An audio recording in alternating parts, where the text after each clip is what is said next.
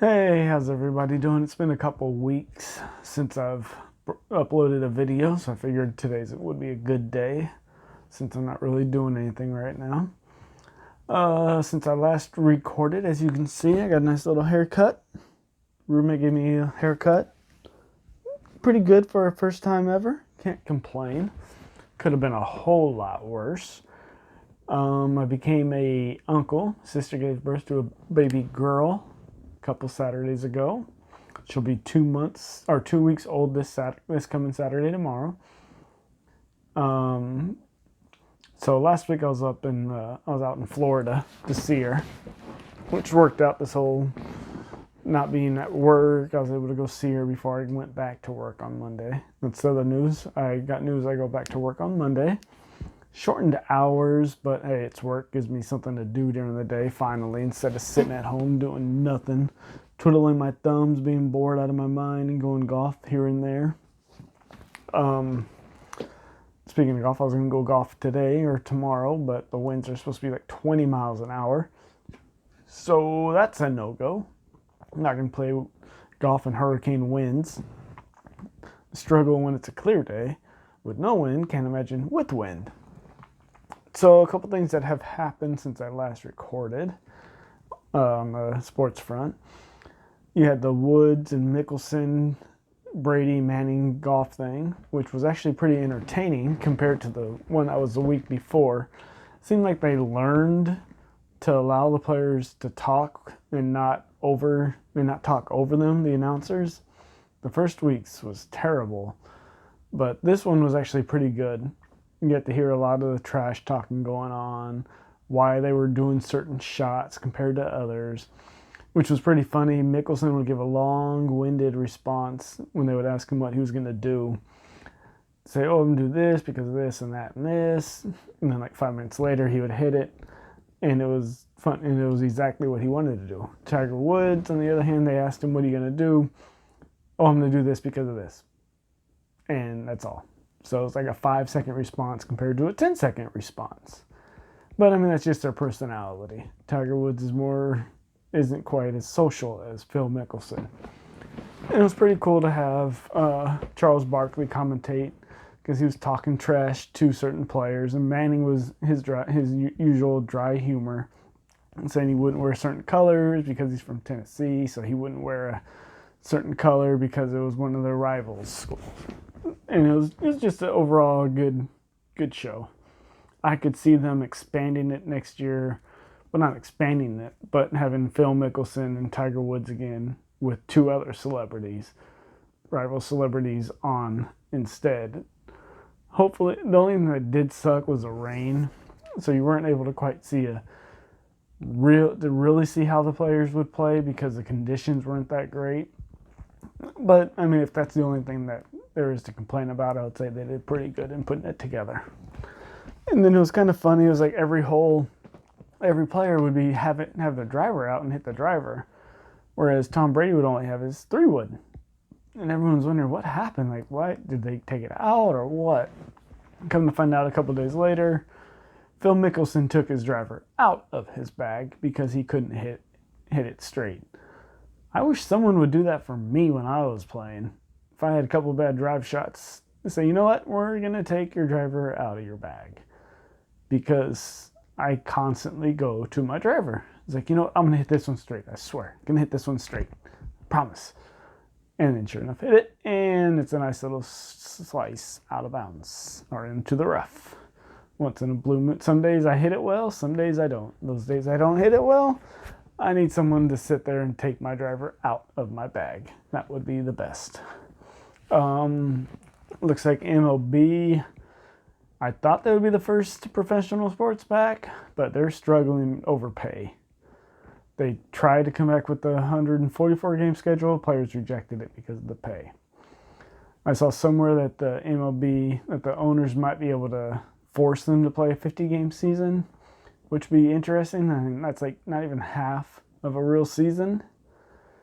I don't know it's baseball, so of course I would watch it. It'd be interesting because how the season at 162 games is a marathon. This would be a sprint. So if you go on like a 5-game losing streak, you might as well kiss your playoff season goodbye. So it'll be interesting because all the games will definitely mean something. You can't just rest your players say, oh, it's okay, we'll get them tomorrow. No, you have to win as many games as possible. Being a Giants fan this year, they don't have a chance anyway, so it's like whatever. 50, 162, 144. They're not going to make the playoffs. I mean, let's be real. They're going to suck this year. They don't have the pitching. They don't have the hitting. They don't have a lot of things. It's going to be ugly, no matter what. The main news is yesterday NBA agreed to come back, start the season July 31st. Although they still have a lot of things to work through. So they had the 22 teams going to play in Orlando. But they're going to have to figure out a lot of things. I saw today. Are the older coaches going to be able to coach, or are they going to be stuck at home? And to me, that's not fair if you have like Greg Popovich, who can't coach his Spurs because he's older, so they can't have him on the bench. That just doesn't seem fair. There's got to be some way around that to where they can have Greg Popovich coaching. Because I don't think it's fair. Oh, sorry, he's too old. You can't have your head coach on the bench coaching you. That's, I don't know. But you got, and then D'Antoni won't be able to coach either. So I mean, some of the top tier teams won't be able to have their head coach on their bench. Also, are they going to expand the rosters? Since the D-League isn't, or as they call it now, the Gatorade League, but the D-League got canceled for the rest of the season.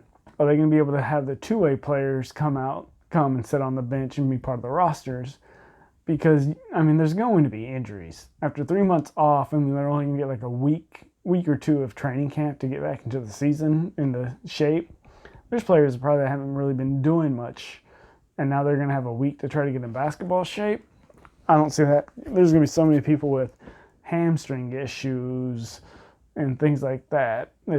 Or just hurt ribs or things that come into not being in shape. So and then also if someone tests positive for COVID, they're going to have to be quarantined for 14 days. So they should expand the roster so that like the two-way players can be there when needed. Because imagine someone getting hurt and then, they only have 6 players to play today because everyone's either hurt, because everyone got hurt, tweaked a hammy. So hopefully they'll be able to work that out to where they expand the rosters. I saw they said the players will be able to like go golfing and eat at dining out restaurants, but the hotel employees will not be allowed to go into the rooms or anything to try to limit them from getting the virus. So they said there will be 5 to 6 games played a day. Each team will be required to play at least one back-to-back day in order to get these games through. Game 7 would be October 12th, I believe they said, October 12th. And then the first game of the next season will be December 1st. So they would have about a month and a half from the end of the season to the start of the season. I don't see that happening. I think the earliest they come back next year would be December 25th, Christmas Day. Because say they go to a team goes to the finals, and all of a sudden you're only going to give them a month and a half till the first day of the season. There's no way. Basically, you can give them a month until training camp opens back up. I don't see the players agreeing to that. There's no way. And if so, there's going to be even more injuries. It's just, there's so much to work through. I was wondering, so of course they picked Disney partly because I think they own ESPN, so they can broadcast the games on ESPN. They have 3 courts that they can play on, so they have, I think it was 3 to 4 games a day, or no, 5 to 6 games a day. So a little intermission between those courts to get everything clean and whatnot. But I'm wondering how they're going to announce the games. Are they going to have the team announcers, like broadcasting via satellite, like they do the South Korean? Or are they just going to have some regular old announcers, local announcers, announcing the game on TV? So, I don't know. It's going to be interesting. Unfortunately, I think the Lakers are going to win.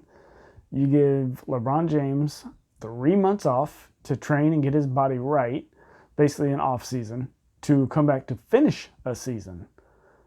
I mean, he's going to be in tip-top shape to finish the season, and at his age, he couldn't have asked for anything better than that. So it's going to be scary for any team that has to play the Lakers. I'm happy my Kings got invited, but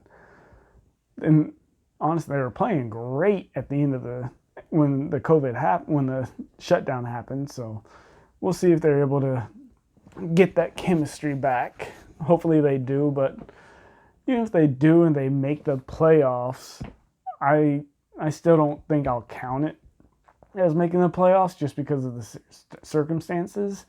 So to a bunch of other Kings fans as well, I believe we still will count it as not making the playoffs, and the streak of not making playoffs will continue. And thinking of that, I just thought of, if a team wins the NBA Finals, you know how there's always those parades. Well, they won't be able to have a parade. Will NBA fans really count this as a championship? Like, what are the teams gonna do that win the championship?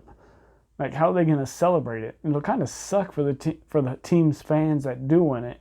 You won't be able to celebrate it like other fans have been able to. You won't be able to go out in the streets and see the parade. That's gonna suck. Like, cool, we won the championship, but we can't party with anyone. We're stuck at home. So I don't know. That'll suck.